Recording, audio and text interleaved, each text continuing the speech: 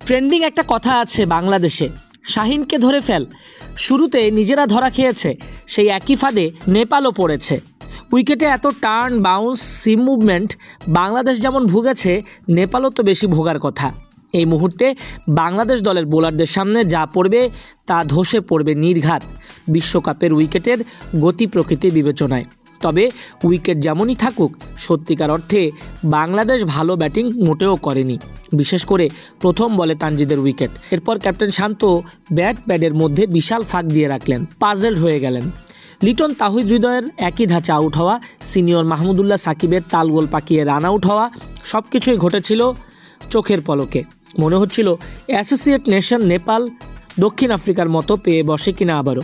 ঘোর অন্ধকার দেখছিল গোটা টাইগার ইউনিট আর্নস ভ্যালে গ্রাউন্ডে। 100 নিচে অল আউটের শঙ্কা জাগছিল। নেপালের সঙ্গে এভাবে হেরে যাবার ভয় জেকে বসেছিল।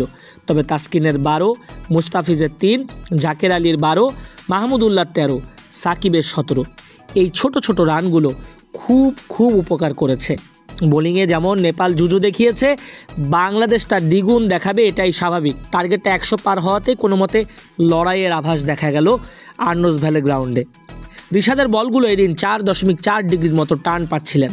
তানজিম সাকিব চলমান বিশ্বকাপের তৃতীয় সেরা বোলিং ফিগার বাংলাদেশের হয়ে। নেপালিদের 4 উইকেট শিকার করে কোমর ভেঙেছেন ওদের, বুঝিয়ে দিয়েছেন নেপালি অধিনায়কের হুমকির জবাব।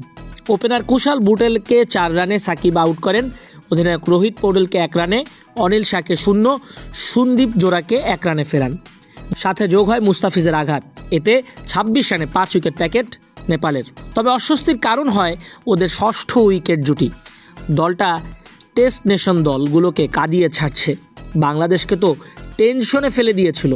দীপেন্দ্র সিং এইরি আর কুশাল মাল্লা মিলে 58 বলে 52 রানের জুটি করেন। তবে এইরি ছিলেন মারমুখী, যা পুরো ম্যাচের বিস্ময়। যেভাবে 16তম ওভারে রিয়াদকে মেরে 12 তুলল, তাসকিনকে 18তম ওভারের প্রথম বলে 6 মারল, কাঁপুনি ধরিয়ে দিয়েছিল। তবে মুস্তাফিজ রিশাদরা আছেন বলে রক্ষা। ম্যাচের সবচেয়ে গুরুত্বপূর্ণ সময়ে 19তম ওভারে মুস্তাফিজ উইকেট মেডেন দিয়ে ম্যাচের লাগাম টানেন। উইকেটটা ছিল ভয়ঙ্কর হয়ে ওঠা এইরির, যিনি ছিলেন নেপালিদের শেষ আশা। 31 বলে 25 রানে ফেরেন তিনি। ফিজ তার কাজ ঠিকমতো করেছেন, বাংলাদেশের পক্ষে নিয়ে যান ম্যাচ এবং শেষ ওভারে 6 বলে 22 রান লাগে জয়ের জন্য, এমন সিচুয়েশন দাঁড় করান।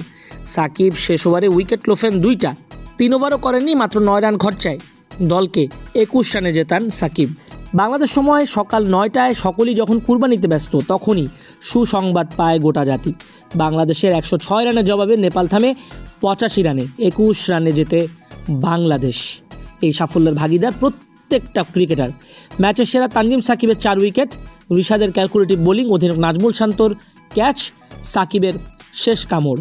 হিসেব খুললে দেখা যায় বাংলাদেশ দল 80টা ডট বল দিয়েছে গোটা ম্যাচে, অর্থাৎ নেপাল প্রায় 13 ওভারের বেশি বলে রান নিতে পারেনি। সুপার 8-এ এখন বাংলাদেশ। শ্রীলঙ্কা নেদারল্যান্ড ম্যাচ ডাচদের জন্য ম্যাচের চলতি পথেই আনুষ্ঠানিকতার হয়ে যায়। টাইগাররা এবারের বিশ্বকাপে 3য় জয় নিয়ে সুপার 8-এ নাম লেখালো 17 বছর পর।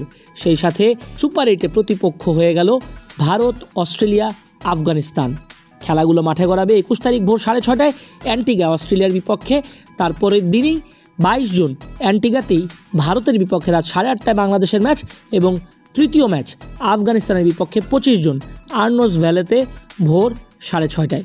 শান্ত বলেছেন তারা ব্যাটিং পারফরমেন্সে উন্নতি করবেন, যদি না হয় বোলিং দিয়ে ডিফেন্ড করবেন। তবে সত্যি ব্যাটিং নিয়ে চিন্তার কারণ আছে।